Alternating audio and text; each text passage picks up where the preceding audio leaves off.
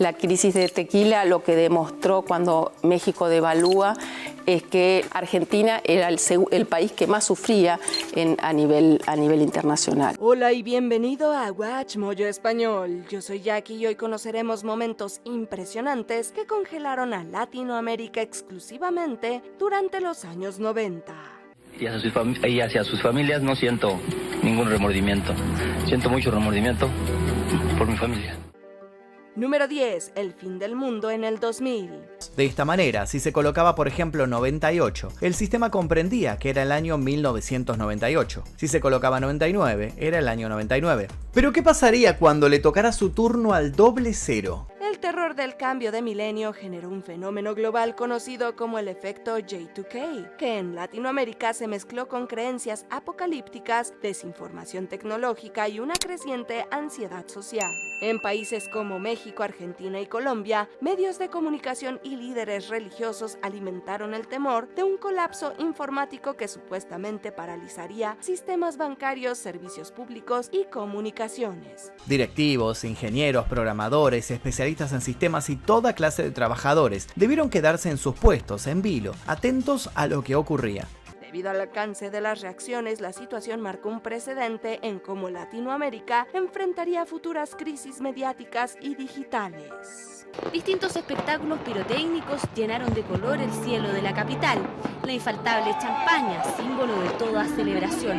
Familias enteras disfrutaron de los primeros minutos del tercer milenio. Número 9. Conflicto armado de Guatemala. El conflicto armado en Guatemala tuvo una duración de más de 3 décadas. Sin embargo, en los años 90 tuvo una etapa crucial con la firma de los acuerdos de paz en 1996. En 1996 se firmó la paz entre el Estado de Guatemala y la Unidad Revolucionaria Nacional Guatemalteca, URNG, a través de los acuerdos de paz.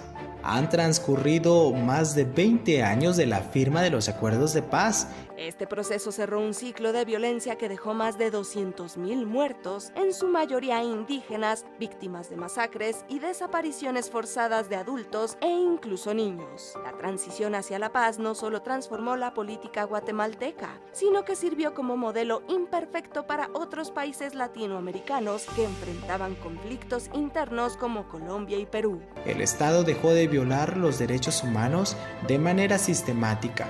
Terminó la muerte de personas por razones políticas. Se avanzó respecto a los derechos indígenas al reconocer al pueblo maya, xinca y garífuna.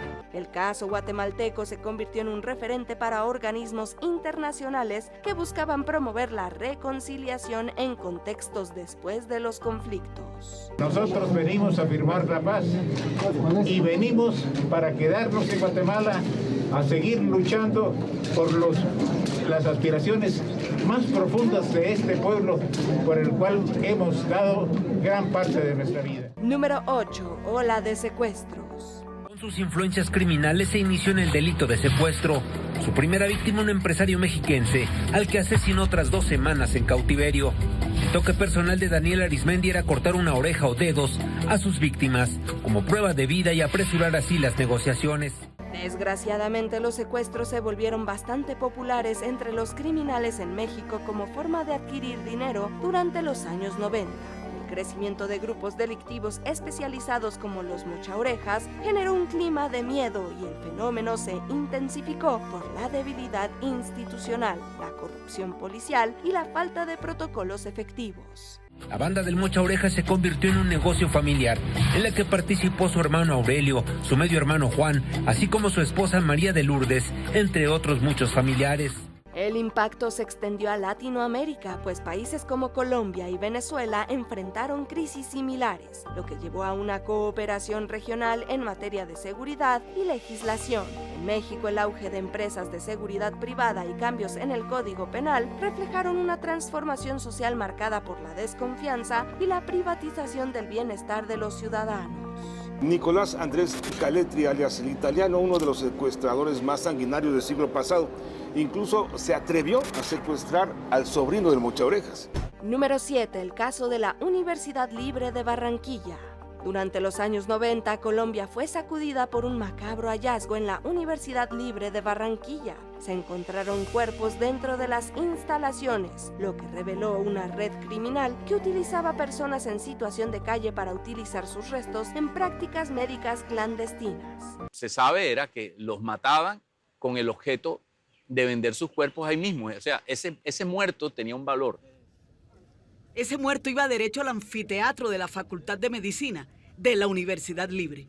El escándalo expuso una profunda crisis ética en el ámbito académico y médico y generó indignación nacional y cuestionamiento sobre la regulación de instituciones educativas. En Latinoamérica, el caso resonó como una advertencia sobre la deshumanización de poblaciones vulnerables y la urgencia de establecer controles rigurosos en la formación profesional.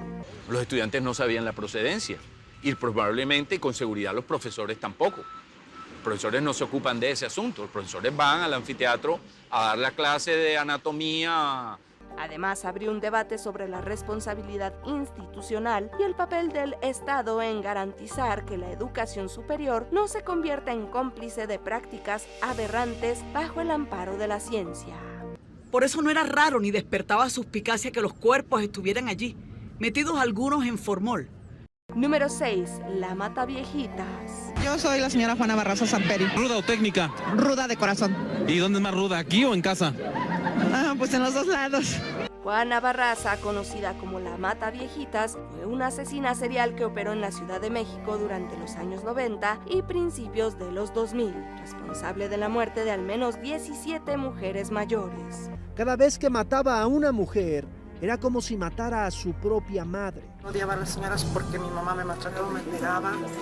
Su caso conmocionó al país debido a su brutalidad y por el perfil inusual de la criminal, una ex luchadora profesional. Se hacía pasar por enfermera y una vez creando confianza, las golpeaba con cables, medias de seda o mascadas, las estrangulaba para después robarles artículos de valor. El impacto fue doble, pues por un lado evidenció fallas graves en la investigación policial y en la protección de los adultos mayores, y por otro generó un debate sobre los estereotipos de género en la criminalidad.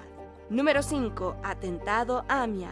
El 18 de julio de 1994, un autobomba explotó frente a la sede de la Asociación Mutual Israelita Argentina, AMIA, en Buenos Aires, y dejó 85 muertos y cientos de heridos. Una bomba estalló en una dependencia de la comunidad judía. Están retirando chicos ensangrentados, mujeres, niños. Piden ambulancias, hay gente destrozada. Este atentado, atribuido a grupos extremistas con supuesta complicidad internacional, marcó un antes y un después no solo en Argentina, sino en toda Latinoamérica, pues evidenció la necesidad de fortalecer los sistemas de inteligencia y cooperación antiterrorista. Plagada de personajes que venían todavía de la época de la última dictadura cívico-militar, con una fuerte carga ideológica antisemita, neonazi. El atentado fue un llamado regional a la memoria, la justicia y la transparencia institucional. Número 4. Garavito. En lo más sombrío de la zona rural de Villavicencio, acechaba un depredador implacable, el mayor violador y asesino serial emergido de las sombras en Colombia, cuya sed de sangre solo se saciaba con la inocencia infantil. Conocido como La Bestia, Luis Alfredo Garavito fue responsable de crímenes horribles contra menores durante los años 90.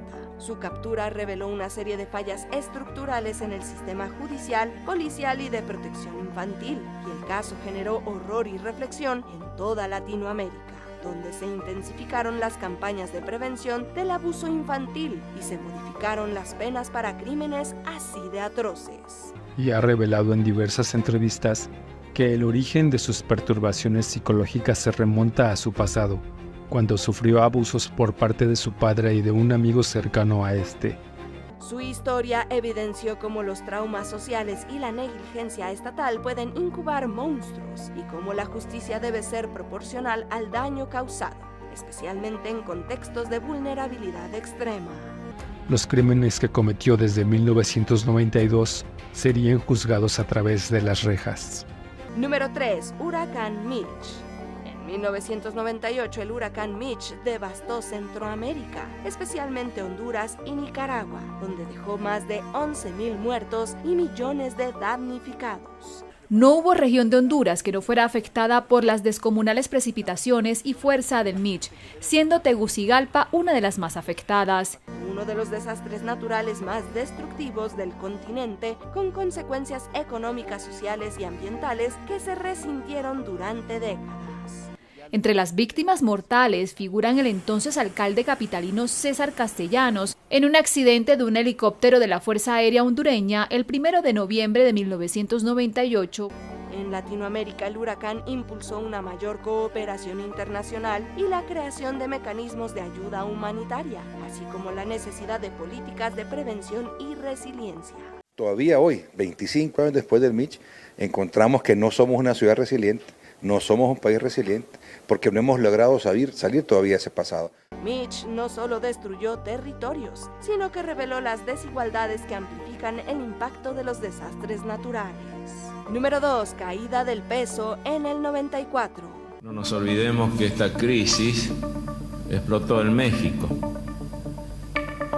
y de ahí su denominación de efecto tequila. El llamado efecto tequila estalló en diciembre de 1994, cuando el gobierno mexicano devaluó el peso y provocó una fuga masiva de capitales, así como una recesión económica.